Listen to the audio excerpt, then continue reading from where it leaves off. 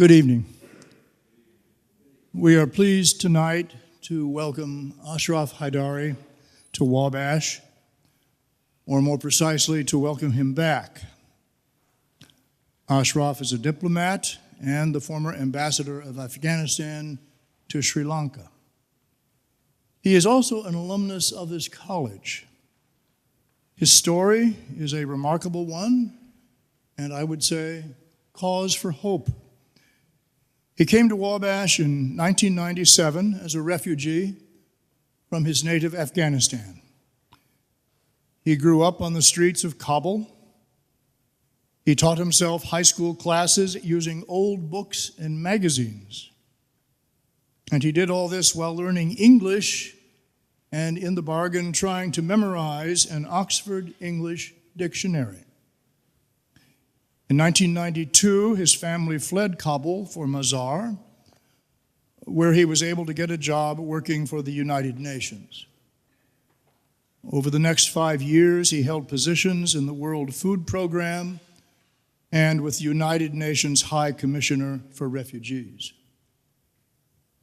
But then the Taliban seized power, so he and his family fled to Pakistan. From there, in 1997, after several delays, he made his way to Wabash. While here, he majored in political science, working closely with Professors Melissa Butler, David Hadley, and Scott Himsel. He graduated in 2001. He now serves as the president of a global charitable organization called Displaced International. He is also a distinguished fellow in the School of Politics and Global Studies at Arizona State University and a senior fellow at the World in 2050 Brain Trust. So please join me in welcoming Ambassador Haidari for his talk, Displacement at a Crossroads, Conflict, Climate, and Poverty in a Fragile World.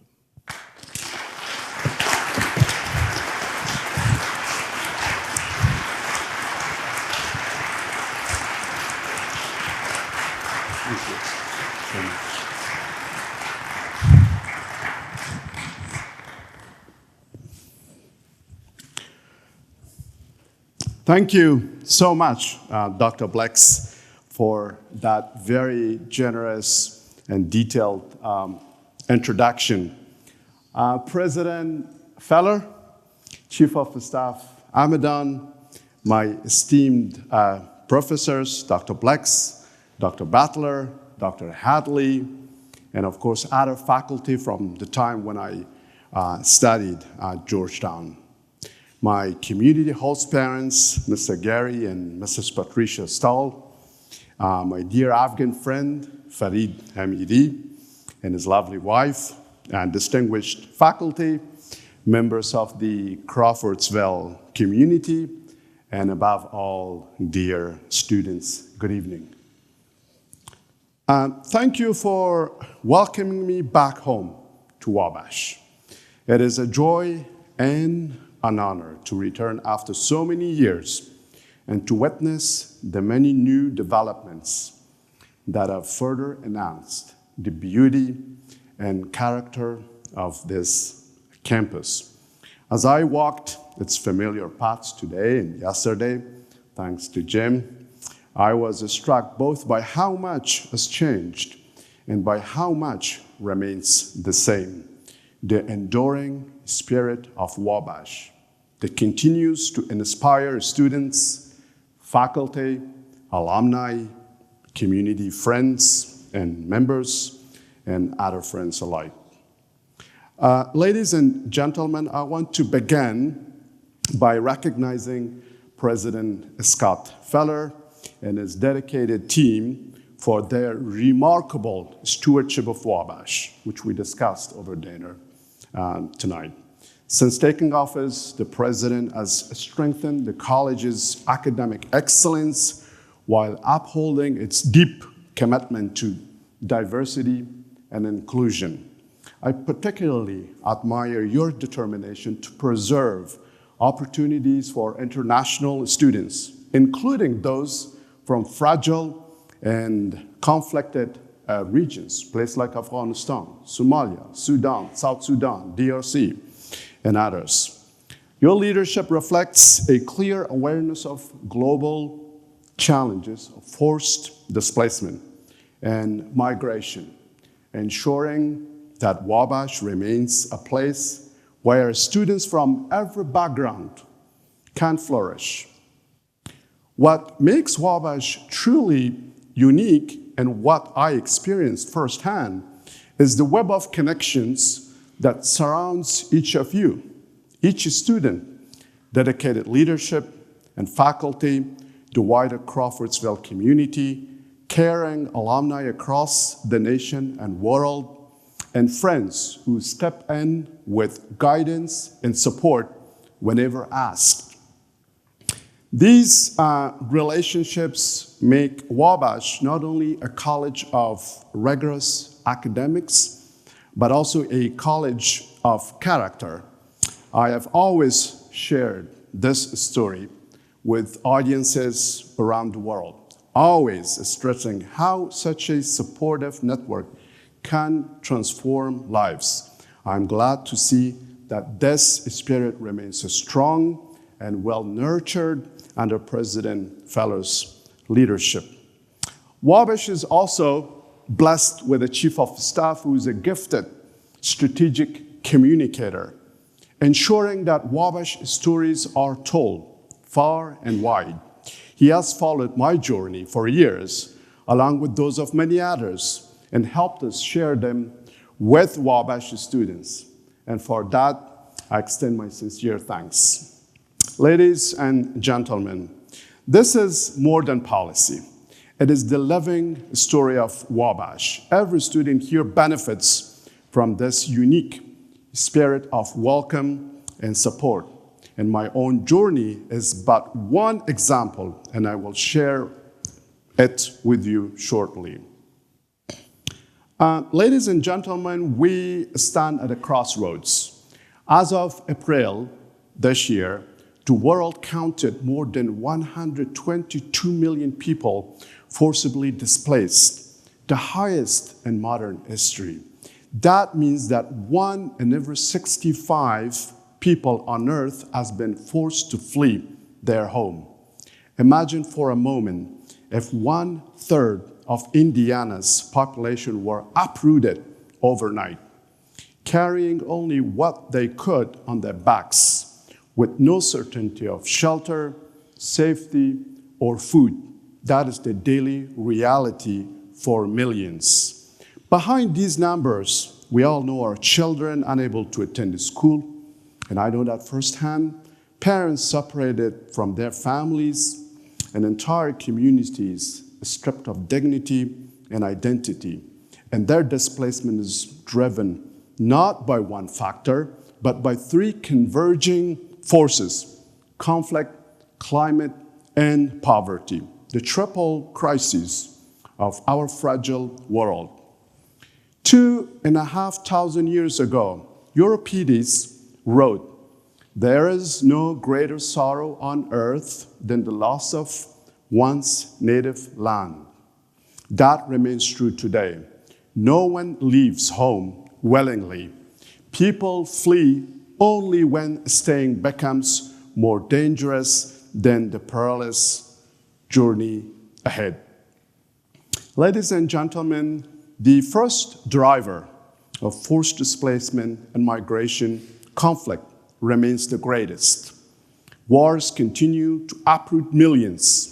In Sudan and South Sudan, where civil war and famine have displaced entire communities. In Ukraine, where millions of women and children have fled bombardments. In Gaza, where devastation has left families with nowhere safe to go.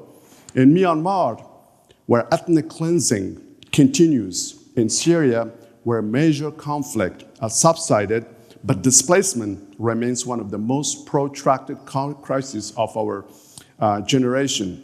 And in the Democratic Republic of Congo, where cycles of violence force villagers to flee repeatedly. The human toll is crushing, but so Two is the economic toll. In the 2024, the global economic impact of violence reached $20 trillion. Very important, the global economic impact of violence reached nearly $20 trillion, consuming over 12% of the entire world economy.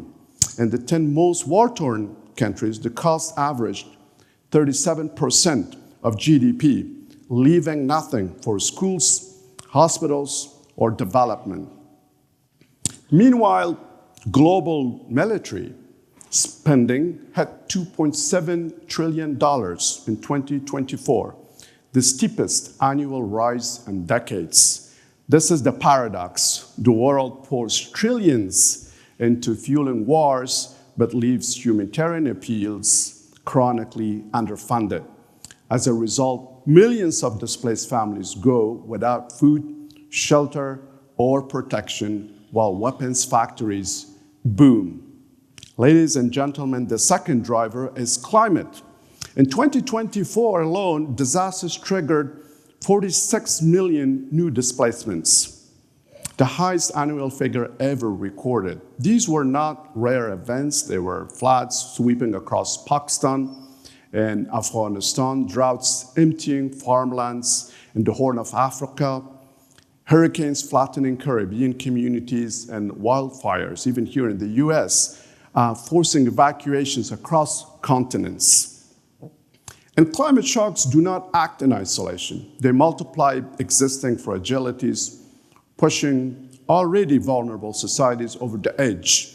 A prolonged drought in Somalia, for instance, led to not only to crop failures, but also to intensified conflict over scarce water and land.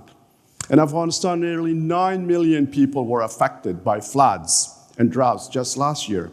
Entire villages were swept away, crops withered, and livestock perished. And just weeks ago, a magnitude 6 earthquake struck eastern provinces, killing more than 2,000 people and injuring thousands while displacing families yet again. When disasters strike fragile states, the suffering multiplies. Governments lack the capacity to respond. Infrastructure collapses, and humanitarian access is limited. For many families, displacement ceases to be temporary. It becomes permanent. The third driver is poverty, the silent partner of conflict and climate. Conflict destroys economies. Climate destroys or wipes out livelihoods. Poverty then locks people into cycles they cannot escape.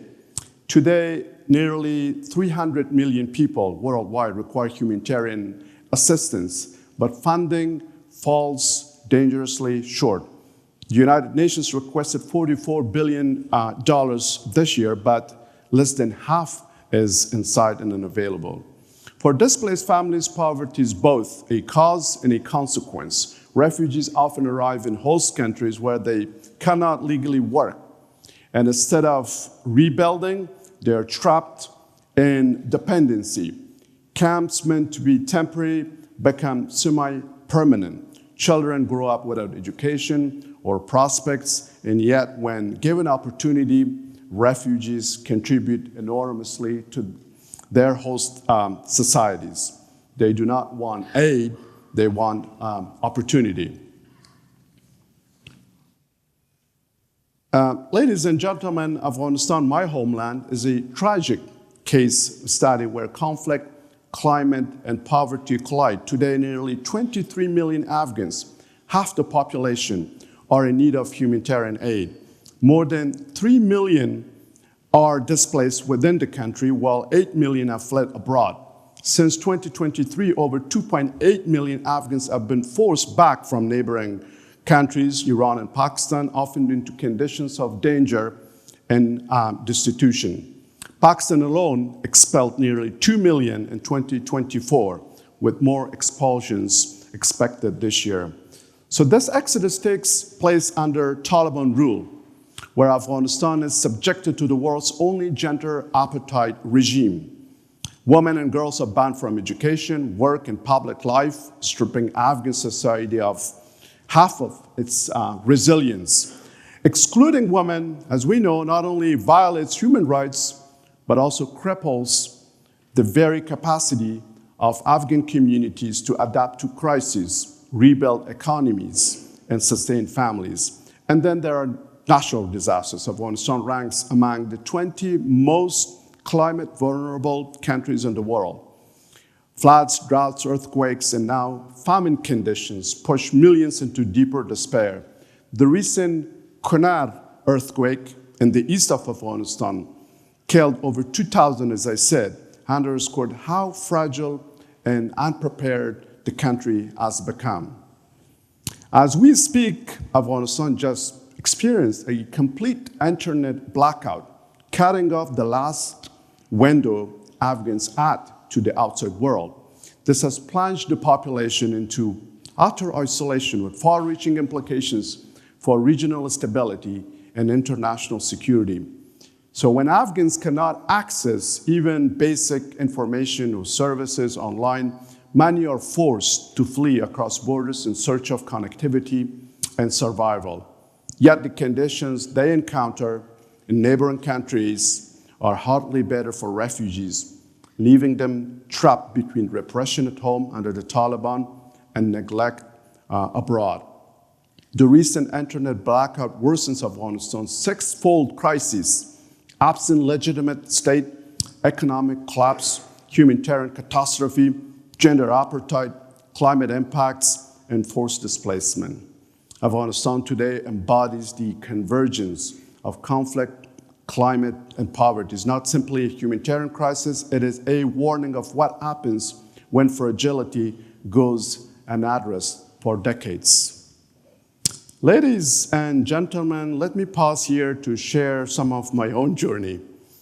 In the 1990s, as Dr. Blex also briefly pointed out, when my family fled Kabul, we did not wait in a camp for aid. I worked as a street vendor, selling clothes to help my family survive. I studied English relentlessly at night, believing it might open a door to the future. It did. I found work with the UN Refugee Agency and the World Food Program. With their encouragement, I took test of English as a foreign language, TOEFL, and applied to American colleges. Most rejected me, but one college said yes, Wabash College, which offered admission with a generous scholarship.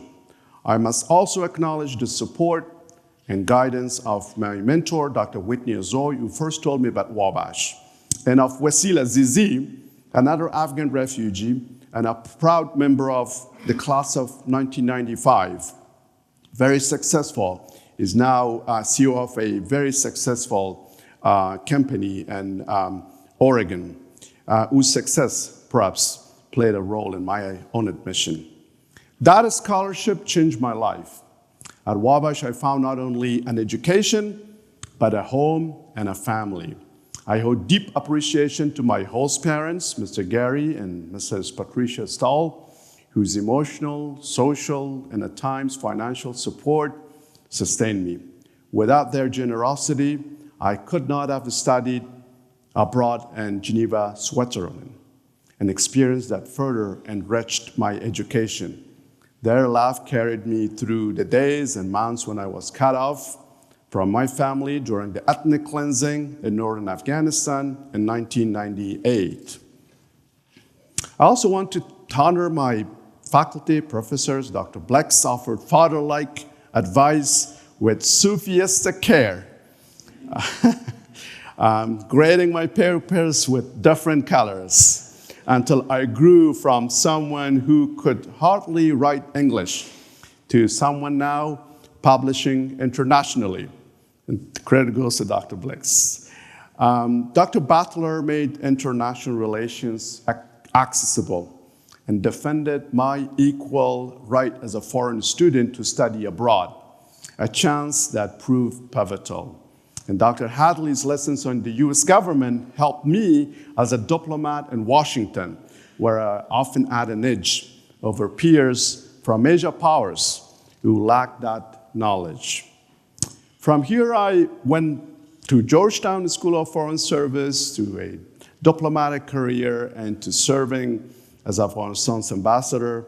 Along the way, I was guided by Dr. David Pankhurst, a devoted Wabash alumnus and an emeritus trustee, who welcomed me to Washington and has supported me ever since.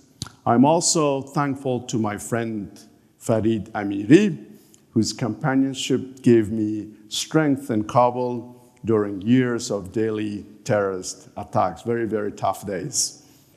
But I never forgot, displacement is not destiny. With opportunity, refugees thrive. Ladies and gentlemen, so what must change? First, we must prevent conflicts through diplomacy and inclusive governance. Peace building is always cheaper than war. Yet the world, as I said, spends trillions on militaries each year, while humanitarian appeals remain chronically underfunded. We must rebalance toward conflict prevention, mediation, resolution, and accountable institutions. Second, we must fully fund humanitarian aid and protect principled assistance. The United Nations appeals each year to reach nearly 200 million people out of some 300 million in need, but funding lags dangerously behind.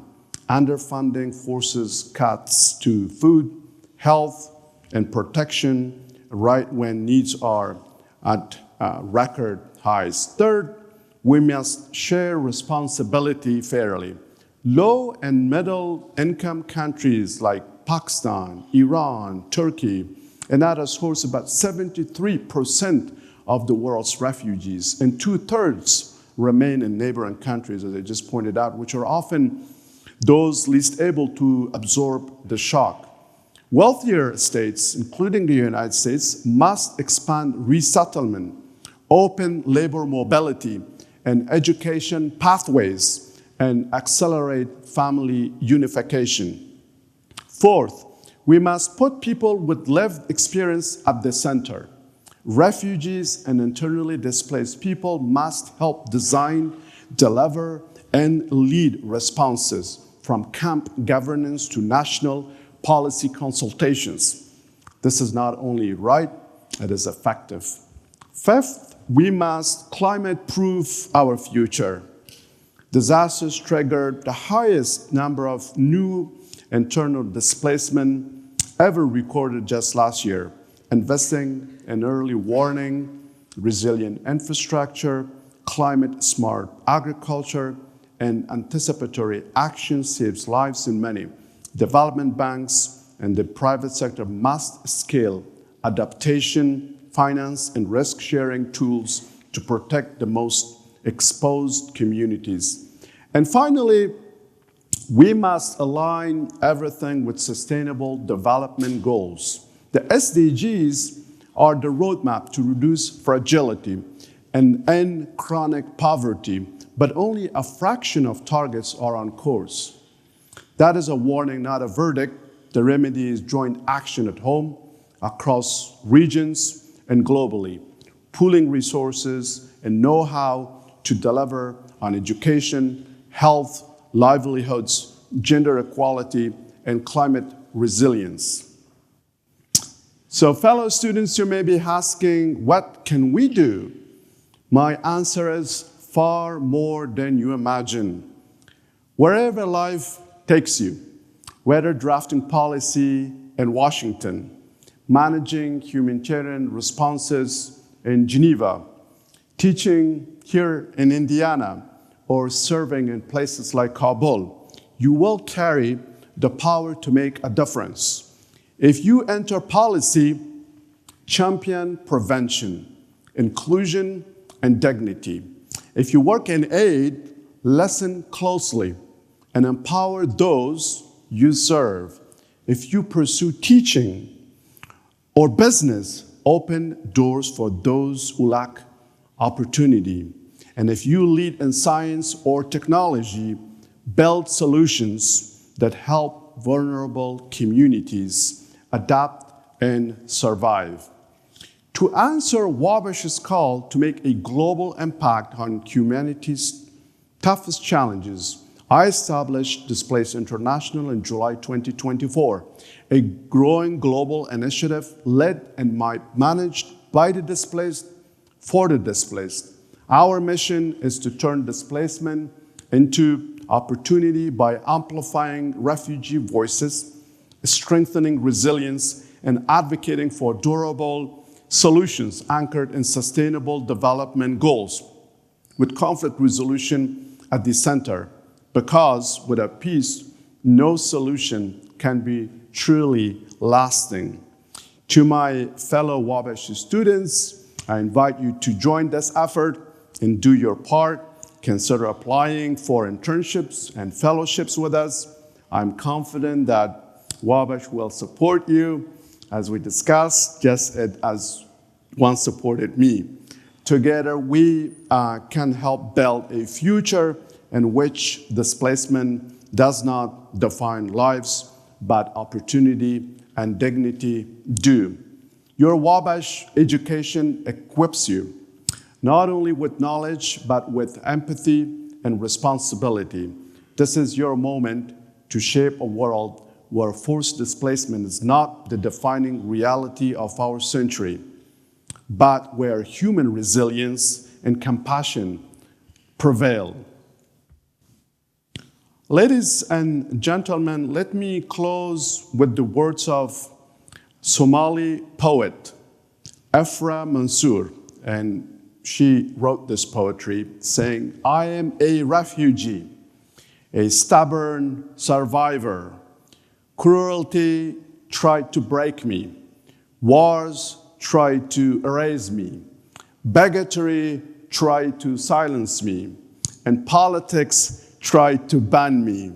But still, like time, I stand. Still, like dust, I rise. Still, like hope, I move. Still, like love, I flourish. I'm a refugee, and I heal humanity." These words resonate deeply with me, for I could not have stood here today without those who believed in me, my mentors, professors, host parents, alumni, community friends, and their companions. Together, they embody the Wabash spirit of guidance, generosity, and resilience, a spirit that I carry forward in my work with Displaced International. I also want, again, to recognize President Feller for his wise leadership and the Chief of Staff for ensuring that Wabash stories, including mine, as I said, and those of many others, are shared and celebrated. Your stewardship of Wabash reminds us that Wabash is more than a college. It is a community of character woven together by students, faculty, leaders, alumni, friends, always ready to guide, to support, and to serve when called. That unique spirit endures, and under your leadership, President Feller, it remains strong.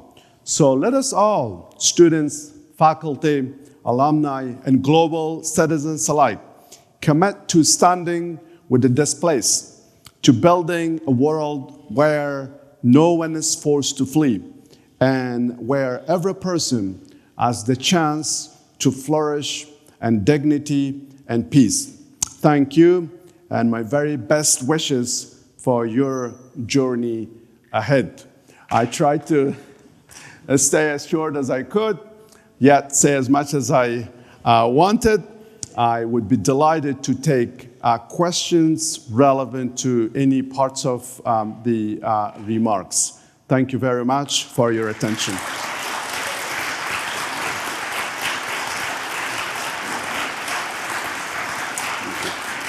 Thank you so much. Thank you. Thank you.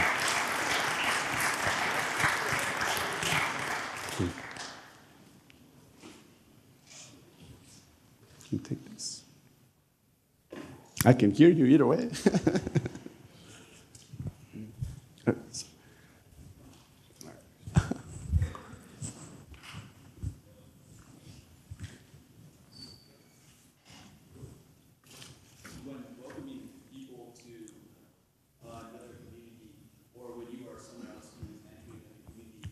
And conflicts arise between people who are already there and the new groups of people entering, how can you convince both groups to choose words over violence? Well, you make peace between them. You, and depending on who you mean, if you mean the leadership of a country, especially if you mean the immigrants coming to the United States or refugees, I think the leadership should, make peace and should preach unity as opposed to division, and not demonize, especially refugees and immigrants, and acknowledge their many contributions, especially here in the United States. We know the contributions made by refugees or immigrants, and a country of early and recent immigrants. We had a distinguished professor of history, is not here, I don't see him. We reduced American history to two words, God and God.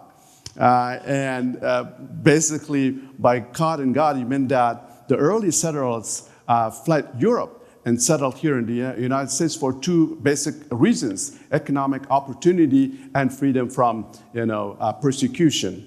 And we know most of those early settlers were Protestants fleeing, others in Europe who were persecuting them. And so this is a country, especially in case of U.S., built by early immigrants and recent immigrants. Yes, of course, we shouldn't endorse illegal migration. There are also legal pathways which can be expanded, and more people willing to come and for education, for work, can be accommodated in a win-win way. A win for the United States, a win for the immigrants, and a win even by extension to their countries, because ultimately they would send remittances to support their families. So it boils down to divisive politics versus a kind of politics that you bring different communities together, especially United States being a melting pot consisting of different communities, early settlers from different countries in Europe, increasingly from other parts of the world. And that's why you have different looks. Like President Reagan once said that you can go to Europe but not end up being a European or a German or a Japanese, but you could go to the United States and end up being an American. So that's in the words of a Republican President Reagan. I hope that answered your question. Yeah. Over in the back. Stand up and shout. What were some of those pivotal experiences or decisions you made while at pursuing your career in Yes, it was very much related to my background, which I briefly shared with you. And so I was deeply interested in political science, and within political science, as a minor, I chose international relations and international studies, which I knew would give me an opportunity to go from Wabash overseas to take additional classes not offered at Wabash, but also to further improve my French, because I took 5 courses here at Wabash, and then I took additional courses in French in Switzerland. And Geneva being, of course, the, so to speak, center of major international and intergovernmental organizations, was also an opportunity to study, but also get an internship, which I did, helping me prepare for foreign service. So upon graduation, and then also once I went to the School of Foreign Service at Georgetown, I had to either take the Foreign Service test to become an American diplomat, or to go to my native homeland, Afghanistan, and become an Afghan diplomat. So I realized that of course, U.S. has too many diplomats, a lot of capacity, and here is a country, Afghanistan, again, was under the Taliban. They were toppled in the wake of 9/11. State institutions have completely evaporated and needed capacity. And I thought, having learned here in the American history classes that founding fathers, is so few, a handful of them made this country which it is today, that I had a role to play in terms of doing my part to help, build the government and then run it, which I discussed with our friends this evening, how, unlike here, not only we had to run the government, but also build. Anyways, in a nutshell, so I knew from my background in Afghanistan as IDP, then UN employee, and having interacted with international diplomats, I was passionate about diplomacy. And so at Georgetown, at the Wabash, I did political science, and that education was highly valued by Georgetown. Georgetown knows about Wabash, and I do encourage you to apply to Georgetown, especially those majoring in political science, international studies, because Georgetown School of Foreign Service is #1 in the world. It tops the Kennedy School of Government at Harvard and the rest. And one major advantage is that you're taught by practitioners, assistant secretaries, deputy assistant secretaries, the intelligence community, for example. Some of my class were with senior intelligence analysts of CIA. So they talk not just from theory, but also from practice. So that then helped me go to join the Afghan Foreign Service. And then I worked my way up purely based on merit. I didn't have any godfather or godmother or no connections, much like I made my way to Wabash by sheer work hard.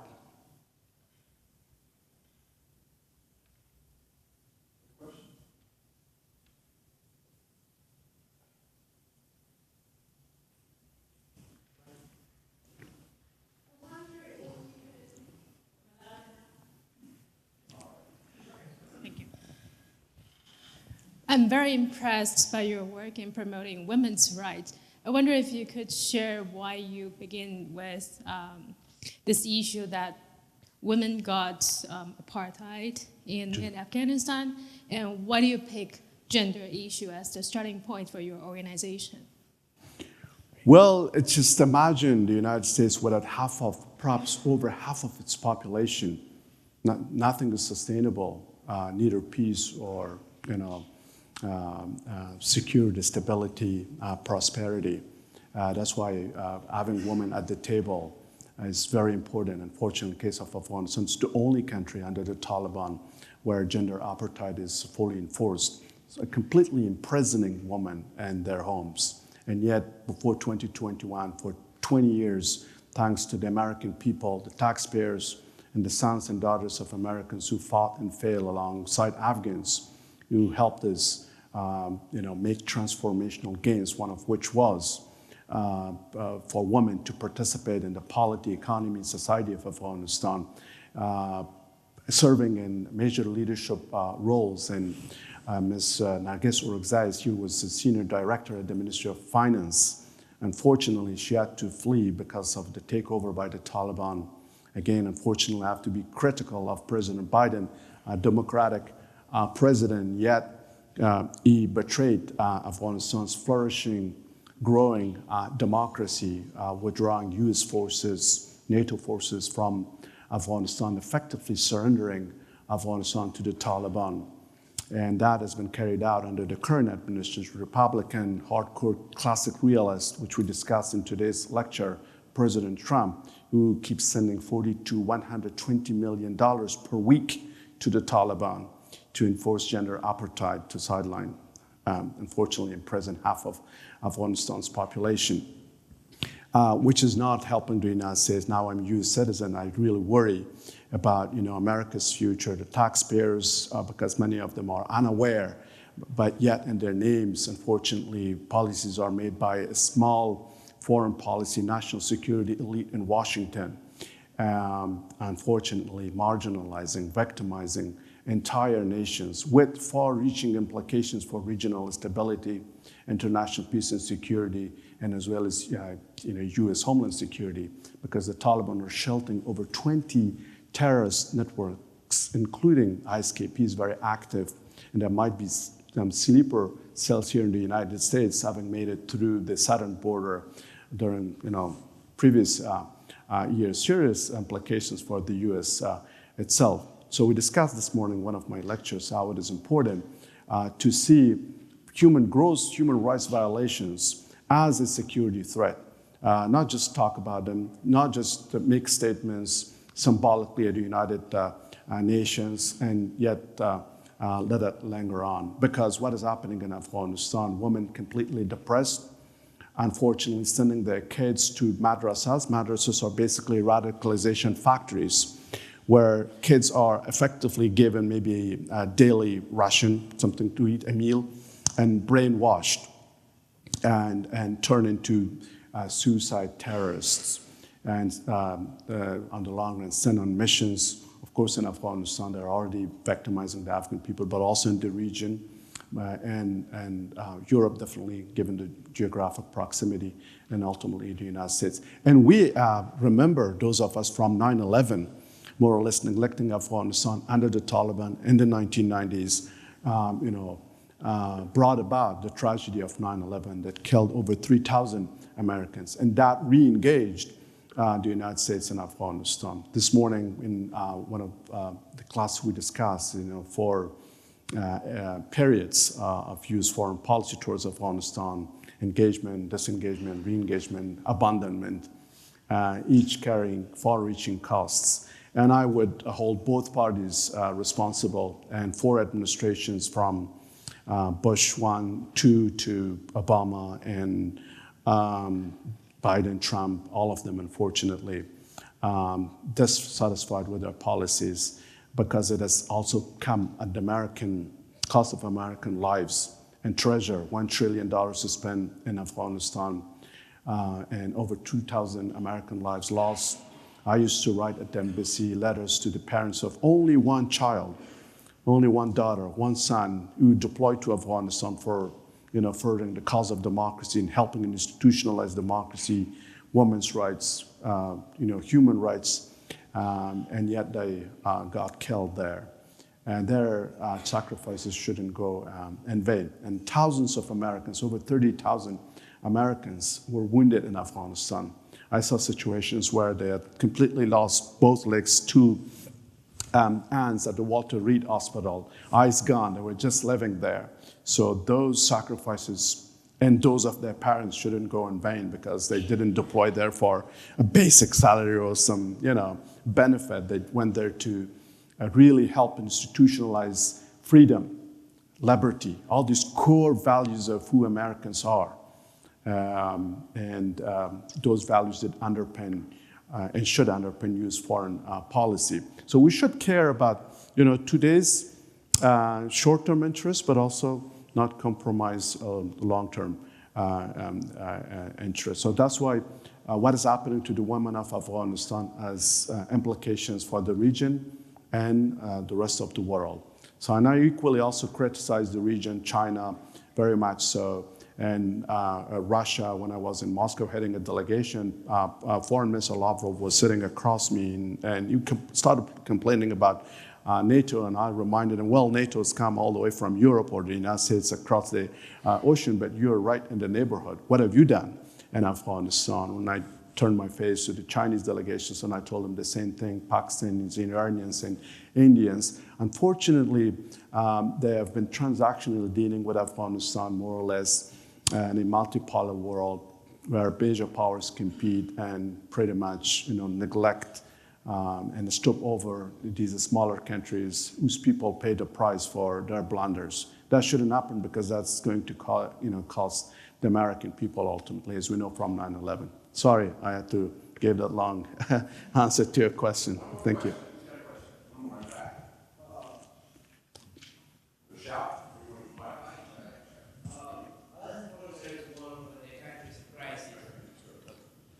Thank you. How does the foreign service work when the country is in crisis? I'm from Argentina, so I'm used to crisis. You are, in a different way, more wounded by this crisis. How does the foreign service work? What are the main priorities for ambassadors when making international relations with other countries? How does foreign service work? Foreign And service. how do you engage other countries? Well, every country has a foreign policy and foreign policy objectives based on national security interests. So a diplomat has multiple things at the same time.